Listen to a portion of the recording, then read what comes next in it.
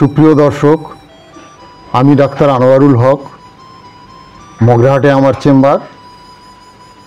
আজ আমি একটা গুরুত্বপূর্ণ বিষয় নিয়ে আপনাদের সামনে হাজির হয়েছি। Evolution of the symptom.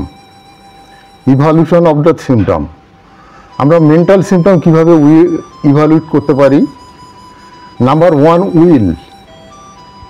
Will অর্থাৎ ইচ্ছা, ডিজায়ার। উইলের মধ্যে পড়ছে ডিজায়ার এবং অ্যাভারশন। কি করতে তার ইচ্ছা ভালো লাগে, কি করতে সে চায় না, কি হতে যে সে চায় আর কি হতে সে চায় না। ইমোশন, সেকেন্ড পয়েন্টে আছে ইমোশন। এই ইমোশনের মধ্যে লাভ আছে, হেট আছে, কি ভালোবাসে, কি ভালোবাসে না, কি করতে ভালোবাসে, কি করতে ভালোবাসে না, এবং সাসপিশিয়ান আছে কিনা, তার মধ্যে সন্দেহ প্রবণতা আছে কিনা, ফেয়ার অফ ডিজিজ আছে কিনা, এটা ফাইন্ড আউট করতে হবে।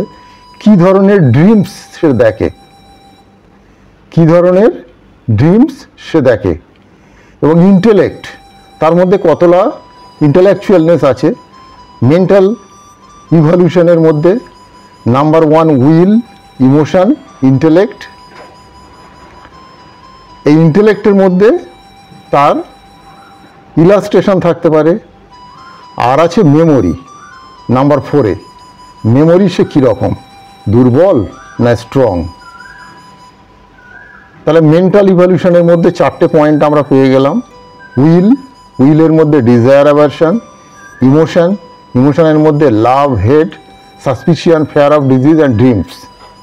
ইন্টেলেক্টের মধ্যে ইলাস্ট্রেশন, ডিলুশন, ইলুশন। আর মেমোরির মধ্যে মেমোরি স্ট্রং অর ফরগেটফুলনেস। এবার evolution of the physical symptom. First, sexual perversion. Sexual perversion means physically.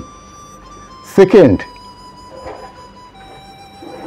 appetite, food desire, food aversion. Thirst, অর্থাৎ তার পিপাসাটা কীরকম।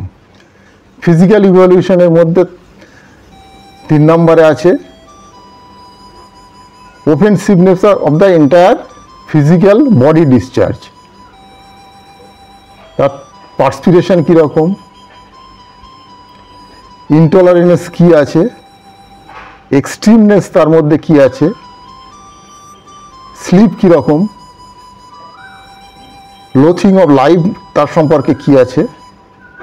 আর পার্টিকুলার ইভলিউশনের মধ্যে আছে number one, particular, uncommon, peculiar symptom এবং রেয়ার সিমটম, যে সিমটমগুলো সাধারণত খুব বেশি দেখা যায় না।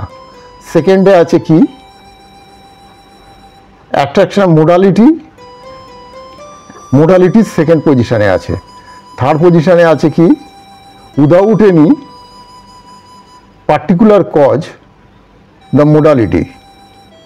Without any particular cause of modality. অর্থাৎ আজকে আমরা পেলাম ইভলিউশন অফ দ্য সিমটমের মধ্যে মেন্টাল ইভলিউশন, ফিজিক্যাল ইভলিউশন আর পার্টিকুলার ইভলিউশন।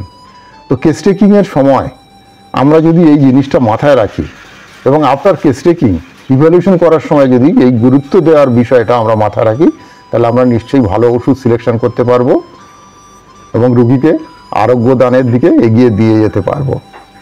তো আজকের এই ভিডিওটি যদি আপনাদের ভালো লাগে লাইক করুন, ভালো না লাগলে ডিসলাইক করুন। আর অনুরোধ রইল বেশি বেশি করে ভিডিওটা শেয়ার করুন এবং সাবস্ক্রাইব করুন। Thank you.